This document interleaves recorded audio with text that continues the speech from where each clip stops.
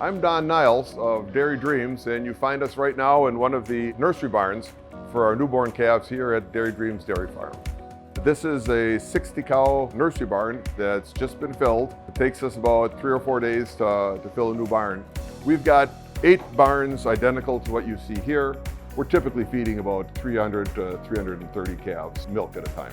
You'll see we've got 2 sides of 30 stalls each. We want to be able to feed the correct amount of milk to the calves based on their size, because some calves are born larger and some are smaller. We feed milk 2 times a day after the calves have gotten started in maternity with their full gallon of colostrum. And then they'll come down here and they'll receive 2 feedings of milk a day, and we'll gradually increase the milk for the time until they're weaned. The way we manage getting the right amount of milk to the newborn calves is we'll put the larger calves on this side as we start filling the barn, and the smaller calves will start building from this side. So at one point down on the farther end of the barn, we'll reach the point where the last large calf meets the first small calf, and at that point we can make an adjustment on the milk cart to reduce the feeding level of milk a little bit for the newborn calves. They have water from the beginning when there's not milk in their bucket. The grain you can see actually in this barn here, we've got these small dog dishes, we call them, shallow pails with grain in. So the newborn calves can get used to reaching in and just nibbling on some grain without having to stick their head into a bucket, which I think some calves find kind of intimidating, and they're reluctant to eat their grain.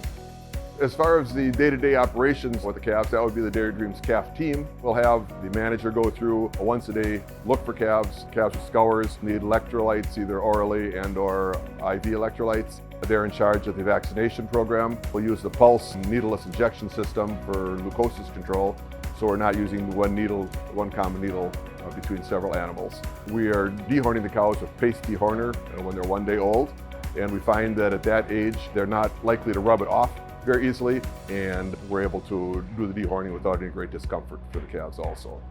A lot of thought went into keeping the calves comfortable and healthy in these barns. As you can see, we've got 2 ventilation tubes running down the length of the barn. Both of these carry air that is blown in by fans in that end to distribute it over the calves, whether the curtains are open or closed, to get fresh air down right on the calves in the hutches, but do it in such a way that it's not a sharp blast of cold air that's going to cause problems for the calves getting too cold. The curtains are controlled electronically, so we can manage them by hand, or we can raise or lower the curtains. We're very religious about having enough dry, soft, fluffy bedding in under the calves. Calves should be able to work their legs down into just a little nest area in the bottom. If there's not enough straw to do that, they need to have more straw. As the calves are weaned and moved out of here, about 7 weeks of age, they move from here into individual pens into super huts outside, which are groups of 8 calves.